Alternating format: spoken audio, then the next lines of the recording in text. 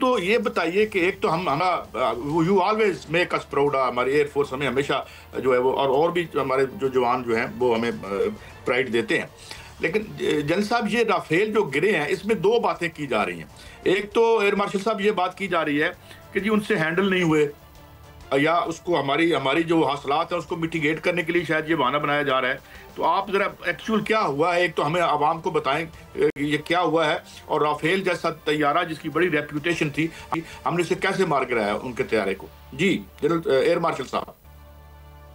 जी, जैसे आप लोगों ने देखा कि सीएनएन ने रिपोर्ट किया कि ये दुनिया की हिस्ट्री का सबसे बड़ा एयर मार्का हुआ है बीवीआर मिसाइलों की डोमेन में। बीवीआर मिसाइल वो होते हैं जो बहुत दूर देख सकते हैं और बहुत दूर तक मार कर सकते हैं, और इसमें कोई ऑलमोस्ट 120 जहाज जो थे वो आप सोचें कि एक दूसरे के मद्दे मुकाबिल खड़े थे। तो ये बहुत ही ज्यादा मुश्किल और कॉम्प्लेक्स एयर स्नैरियो था, जो कि मेरे ख्याल में अभी तक किसी एयरफोर्स ने इस चीज को फेस नहीं किया। ना हमने किया, ना इंडिया ने कभी इस कॉम्प्लेक्स को फेस किया था। राफेल एक बहुत अच्छा जहाज है, इसमें कोई शक नहीं है। लेकिन सबसे जरूरी चीज ये है कि इस जहाज को एम्प्लॉय कैसे किया जाता है। मैं उनके पायलट्स की महारत पे कोई बात नहीं करूंगा, लेकिन मैं ये जरूर कहूंगा कि ये एक लीडरशिप फिनोमेना होता है। हमारे पास शुरू से अल्हम्दुलिल्लाह एयर मार्शल असर खान से लेके आज तक हमारी जो भी लीडरशिप रही है, उसने इस चीज़ को बहुत ट्रेनिंग पे बहुत ज़्यादा जोर दिया हुआ है। और आपने उसकी जाहिर है परफॉर्मेंस 65 में देखी, 71 में देखी, अभी बालाकोट अभी हाल का वाकया, और फिर इसमें तो एक कमाल हो गया। ये एक एक अभी आने वाले दिनों में आहिस्ता आहिस्ता लोग रियलाइज करेंगे कि ये एक्चुअली कितना बड़ा वाकया था, और ये एक टेक्स्ट बुक एग्जाम्पल बन जाएगी एयर फोर्सेस में, जिसको स्टडी किया जाएगा कि कैसे एक छोटी एयरफोर्स ने जो ऑलमोस्ट निस्फ थी इस मार्के के दौरान भी, उसने अपने से इतनी बड़ी एयरफोर्स को, जिसके पास बहुत ही अच्छे जहाज थे, SU-30, MiG-29, मिराज 2000, राफेल, मतलब दुनिया के माने हुए जहाज हैं, लेकिन उसके बावजूद वो इसको क्यों नहीं एम्प्लॉय कर सके। वो इसलिए एम्प्लॉय नहीं कर सके थे कि हमारी जो एम्प्लॉयमेंट थी, जिस तरह हमने इन जहाज़ों को इस्तेमाल किया, सादा लफ्ज़ों में, उसमें हमने जो एयर वॉरफेयर मॉडर्न जदीद जो है फ़ज़ाई जंग के जो असूल हैं, जो कि बड़े पेचीदा हैं, उन सबको इस्तेमाल किया बैक वक्त में।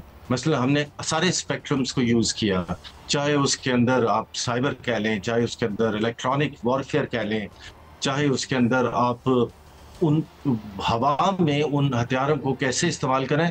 ये सारी चीज़ें ये आराम से नहीं आती, इसके लिए सालों की और मतलब दिहाइयों की नेचुरली ये एक बहुत बड़ी मुसलसल ट्रेनिंग आसात हुई। में से है और पूरी दुनिया अगुश्त। मगर एक बात और मैं एयर मार्शल साहब आपसे पूछ के फिर जनरल समरेज सारिक साहब की तरफ जाऊंगा। ये फरमाइए कि इज देयर एनी डिस्प्यूट या कुछ तनाजा है विद ये जो नंबर ऑफ डाउन्ड प्लेन्स जहाज हैं उनके, हम 5 कह रहे हैं, क्या आलमी तौर पर ये तस्लीम शुदा अमर हो चुका है, इंडिया जो भी कहे एयर मार्शल साहब?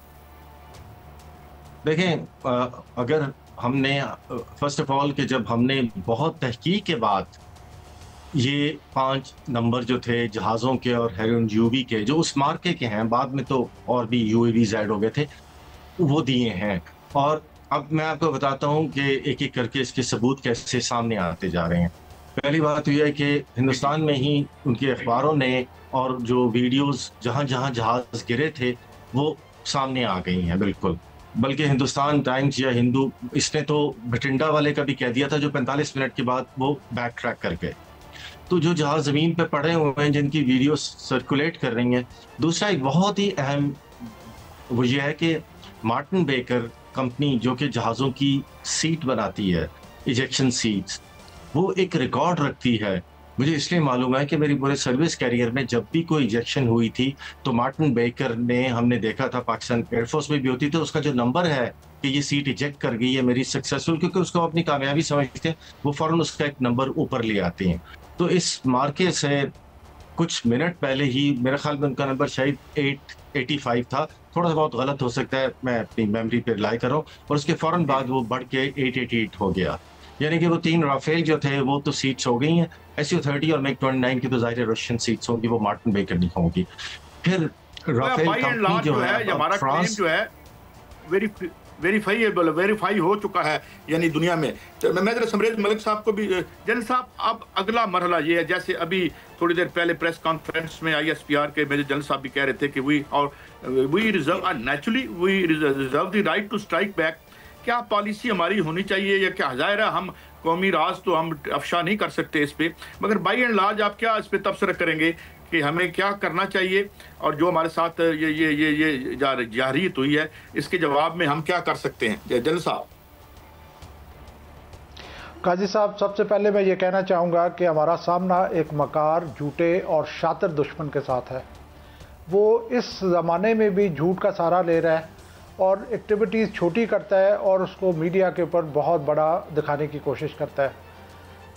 हमारा पाकिस्तान के ख़िलाफ़ जिसने लास्ट मार का आजमाई की है, इसमें उसने 2-3 क्लियर रेड लाइंस क्रॉस की हैं। एक तो उसने इंटरनेशनल बॉर्डर की सैंक्टिटी को वायलेट किया है, जो उसने मिसाइल जो है वो हमारे निहत्ते सिविलियंस के ऊपर गिराए हैं और हमारी रिलीजियस प्लेसेस, हमारी मसाजिद के ऊपर गिराए हैं, बच्चों को शहीद किया है, औरतों को शहीद किया है। तो ये एक रेड लाइन है।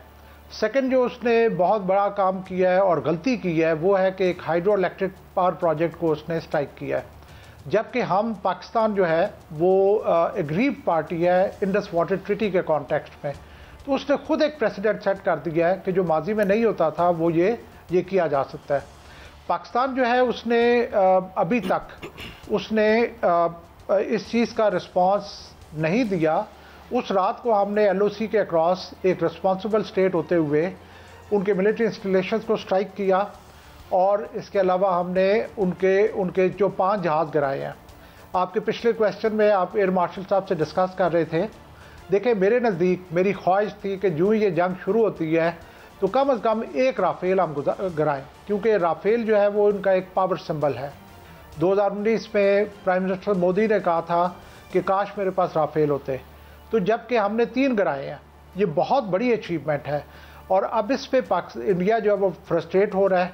उसने मज़ीद एस्केलेट किया ड्रोन्स वगैरह के अटैक के थ्रू, और पाकिस्तान को वो ड्रॉ इन कर रहा है, फ्रस्ट्रेट कर रहा है, वो प्रोवोक कर रहा है कि पाकिस्तान कोई एक्शन ले।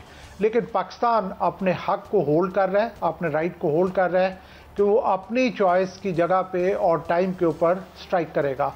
जैसे इन्होंने इस प्रेस कॉन्फ्रेंस में जिक्र हुआ कि एक झूठ घड़ के इंडिया ने ड्रोन की एक्टिविटी की कि हमारी 15 लोकेशंस के ऊपर पाकिस्तान ने स्ट्राइक किया है और उसके बदले में हम ये कर रहे हैं। आप ये देखें, अगर पाकिस्तान जब स्ट्राइक करेगा तो पूरी दुनिया को पता चलेगा कि पाकिस्तान ने स्ट्राइक किया है। तो जिस तरह का हम ज़रब उससे पहले लगा चुके हैं LOC के क्रॉस, वो भी कोई कम नहीं थी। जिस तरीके से हम उसके जहाज़ गिरा चुके हैं, अब वो फ्रस्ट्रेट हो रहा है कि उसको मौका मिले कि वो हमारे खिलाफ ये इस किस्म की अजीमत जो है ना वो हमें दे सके। बिल्कुल जनरल साहब, ये तो पूरी दुनिया देखेगी। मैं शाहिद साहब से ये सवाल करना चाहूँगा कि राफेल गिराना तो पूरे पाकिस्तान की एक ख्वाहिश थी कि जो गरूर है भारत का उसको खाक में मिलाया जाए। वो जो हमने मिला दिया, 3 राफेल जो है वो गिरा दिए गए।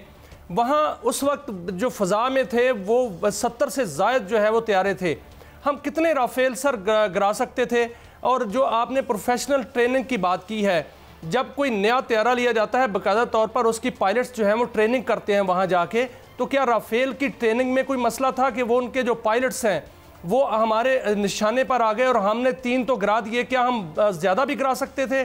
और ये भी गाइड कीजिएगा कि जो कंपनी है अब जो दिफाई मंडी है उसमें भारत टके टोकरी हो चुका है, कोई उनको असला देने को तैयार नहीं है। राफेल कंपनी उन पर जो है मुकदमा करने जा रही है, जो राफेल बनाती है, कि हमारे राफेल जो हैं वो पूरी दुनिया में आपने हमें बदनाम कर दिया है। तो इसको किस नज़र से देखते हैं? पहला आपका सवाल था कि क्या हम 3 से ज़्यादा राफेल गिरा सकते थे। ये मैं आपको एक बिल्कुल मुसद्दिका इतला दे रहा हूँ कि हम 10 से 12 जहाज़ जो थे, मतलब राफेल नहीं मिक्स्ड, ये हम गिरा सकते थे अगर हमारी विल होती तो। लेकिन शायद उस हद तक हम गए नहीं, लेकिन हमारे पास ये अपॉर्चुनिटी थी। तो इसलिए भी हिंदुस्तान एयरफोर्स को आई थिंक शुक्रगुजार होना चाहिए पाकिस्तानी एयरफोर्स चीफ का कि उन्होंने 5 तक ही ये अपनी टैली रखी।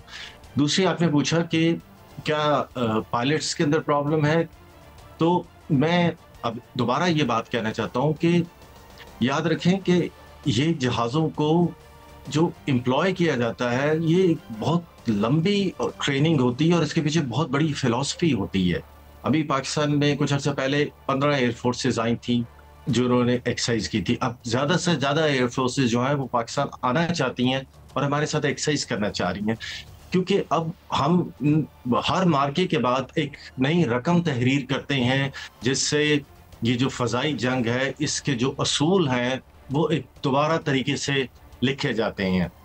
और अल्हम्दुलिल्लाह मतलब अल्लाह का शुक्र है कि वो उसने हमें ये हमेशा से हमें ऐसी लीडरशिप दी कि हम इस तरह की ट्रेनिंग कर सके। तो ये एक राफेल पायलट इंडियन, उसका एक कसूर नहीं है कि वो क्यों ये इस मार्के में मतलब वो मार खा गया। ये एक ओवरऑल पूरा एक एम्प्लॉयमेंट होती है कि कैसे सारे जहाज़ों को किस वक्त किस तरह यूज़ किया जाए, तो उसकी वजह से ये होती है। बिकॉज अब ये डॉग फाइट नहीं है ना कि दो पायलट जो हैं वो हवा में लड़ रहे हैं और लड़ते लड़ते एक उसके पीछे आ गया और उसने मिसाइल या गन से फायर कर दिया। अब ये वॉरफेयर बिल्कुल डिफरेंट तरीके से हो रही है। आखिरी बात, बड़ा इंपॉर्टेंट पॉइंट आपने राफेल कंपनी के बारे में बताया। अब मैं आपको एक चीज बता रहा हूँ कि जो फ्यूचर में होने वाली है, कि जो ये दफाई सामान बनाने वाली कंपनियां हैं जिसको हम ये मिलिट्री इंडस्ट्रियल कॉम्प्लेक्स कहते हैं, इसके अंदर भी एक भूचाल आने वाला है फ्यूचर में। वो इसलिए कि इस मार्के ने दिखा दिया है कि टॉप ऑफ द लाइन जो वेस्टर्न टेक्नोलॉजी है वो अब चाइनीज एरोस्पेस टेक्नोलॉजी के आगे कुछ नहीं है। ये एक फंडामेंटल चेंज हो जाएगी थिंकिंग में दुनिया की।